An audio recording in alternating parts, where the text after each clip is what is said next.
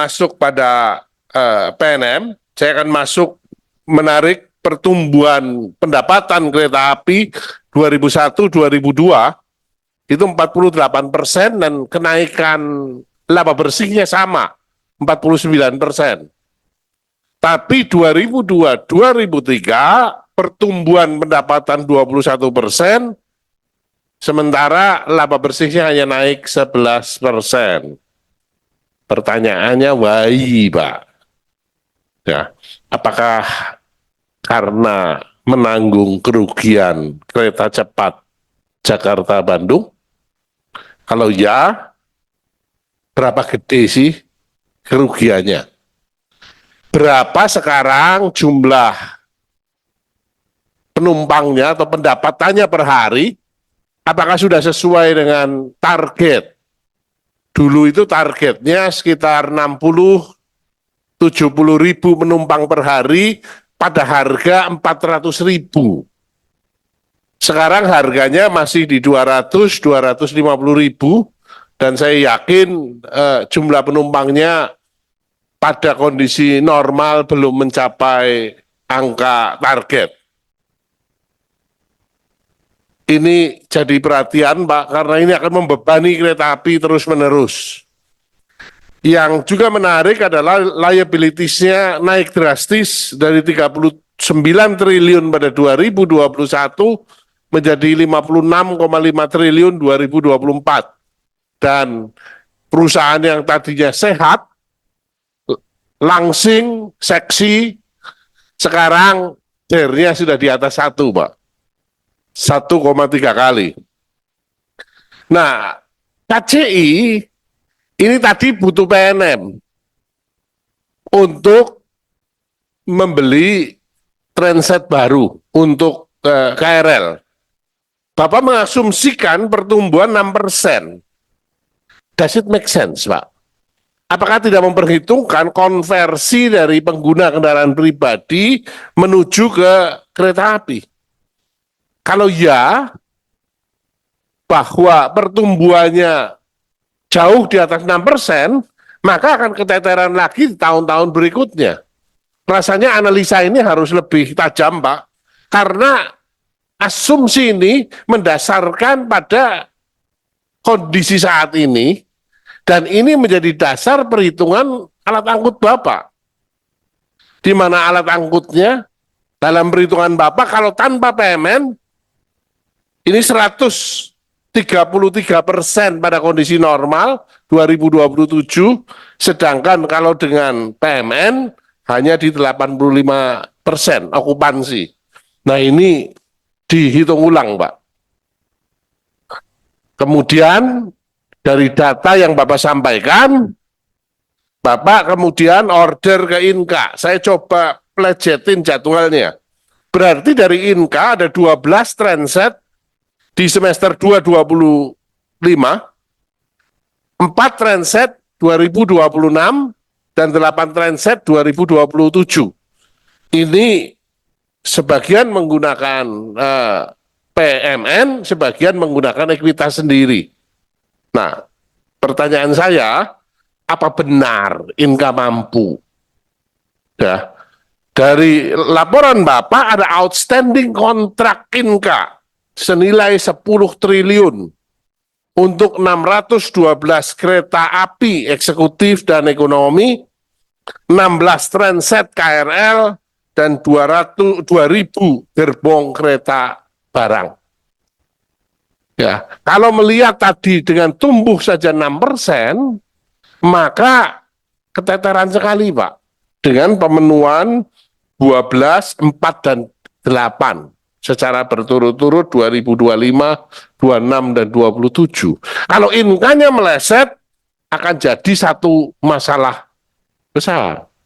Komplain dari masyarakat akan semakin besar. Ya, jadi perlu sinkronisasi jadwal dengan Inka. Mengenai Inka, meminta PMN sebesar 976 miliar. Beda dengan KRL, beda dengan kereta komuter lain di seluruh dunia, memang pasti rugi dan negara kudu hadir subsidize. Termasuk di Perancis sekalipun, Metro Line pasti disubsidi. Nah, Inka ini ordernya captive. Saya coba membayangkan seandainya Inka ini swasta, Pak. Kemudian ngomong saya butuh kapasitas produksi lebih. Mau minta duit kalau swasta. Utang bank dong. Ya. Nah, sekarang karena ini BUMN, oke, saya minta hampir 1 triliun. Seperti tadi rekan saya katakan, pertanggungjawabannya nanti seperti apa? Enak sekali ternyata menjadi direksi BUMN.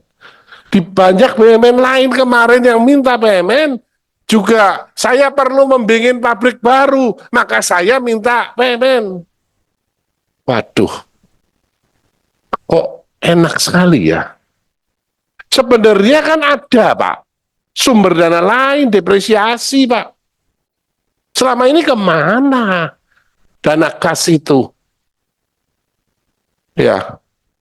Nah, kondisi keuangan Bapak roller coaster. Ekuitasnya naik turun kayak roller coaster. Profitability-nya kayak yoyo, juga naik dan turun. Dan saya tidak bisa mengerti kenapa perusahaan ini DER-nya 26,3 kali. Apakah Bapak salah hitung? Karena ini 2023, 26,3 kali. Tapi proyeksi 2024, DER langsung turun dari 26,3 menjadi 3,4. Sulapan atau apa ini, Pak? Ya, DER dibagi ekuitas.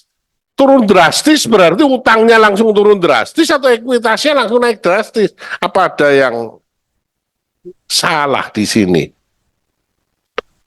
Nah, untuk memenuhi orderannya kereta api, sebenarnya Pak, kapasitas Bapak itu untuk kereta api ini berapa gerbong, untuk KRL berapa transit, dan untuk kereta barang, gerbong barang ini berapa dalam 1 tahun dari 2 unit produksi Bapak di Malang dan di Banyuwangi, Madiun dan Banyuwangi, sehingga nanti make sense nih, supaya direktur KCI tidak deg-degan terus. Ya, ini untuk Inka. Untuk Pelni, ini revenue-nya naik dari 4,9 menjadi 5,7. Laba operasinya 119 miliar, dan DER-nya sehat nih di 1%. Saya cuman berpikir, tadi Pelni sudah beli 3 kapal ya Bu ya? Oh belum. Ini sebelum beli kudu hati-hati Bu. Ya, karena duit 1,5 triliun itu, ya, untuk membeli 3 kapal baru, apa bisa ngelunasi kalau tambahan 3T-nya tidak cair. Ya, yang tahun ini 2024. Karena belum tentu cair loh, belum ada yang menjanjikan bahwa tambahan 3 triliun 2024 belum tentu cair, dan ini kan pelunasannya kalau memang beli sekarang, pelunasannya di 2026, 2027. Sehingga memang sekarang tidak butuh. Cuman harus yakinkan bahwa kedepannya itu aman. Karena saya sadar untuk Pelni harga tiketnya dipatok dan segala macam, beroperasi merugi, sehingga memang kudu hati-hati. Nah, untuk 2025 Ibu mengusulkan 2,5 triliun ditambah ekuitas 0,5 triliun jadi 3 triliun untuk membeli 2 kapal baru, mengganti juga pendekar-pendekar tua. Saya tidak ngerti kapal, cuman saya berpikir logis saja. Ketika perusahaan kita terdesak oleh usia alat angkut kita yang tua sekali, 40 tahun, 30 tahun lebih, kenapa enggak berpikir katakan tidak beli baru pada harga 1,5 triliun? Apakah memang secara hukum diizinkan atau tidak, saya tidak ngerti. Tapi coba iya, tidak boleh memang. Oh, kapal bekas sudah ada, semuanya harus baru. Bukan. Di pasar itu untuk kapal sejenis seperti kapal penumpang dengan 1.000 dengan ukuran yang spesifikasi yang kita mintakan ke PMN ini tidak ada kecuali Roro. Kalau Roro, Ropex, penyeberangan port to port itu ada. Oh, berarti memang tidak ada alternatif lain kecuali beli yang baru. Iya, Pak. Oke. Kalau gitu bisa dimengerti. Tadinya saya pikir ya bisa beli bekas kan dapat 6. Sehingga tentu akan lebih banyak yang bisa diremajakan lebih awal. Ya, cuman untuk Pelni saya mau ingatkan saja, kan ada pemeriksaan BPK di kejadian lampau sebelum ibu lahir ya. Ini kan ada temuan-temuan yang lucu-lucuan di Pelni. Nah, jangan sampai ini berulang, Bu. Ya. Kemudian terakhir untuk Damri. Semalam setelah kita ketemu Bu Setia, saya merenung dan merenung, saya menyadari Bu, kelihatannya yang perintah didukung Bu. Bahkan tadi rekan saya ada yang mengatakan, bila perlu seluruh biaya operasionalnya ditanggung oleh pemerintah untuk menunjukkan kehadiran pemerintah di daerah-daerah tersebut. Nah, cuman yang saya masih reserve adalah untuk 510 miliar 100 buah bus listrik. Ini masih reserve. Karena secara logis ini kan sebenarnya bisnis, bukan penugasan murni. Ya, ini yang menjadi reserve dari saya. Terima kasih. Assalamualaikum warahmatullahi wabarakatuh. Salam. Terima kasih Pak Haris Turino.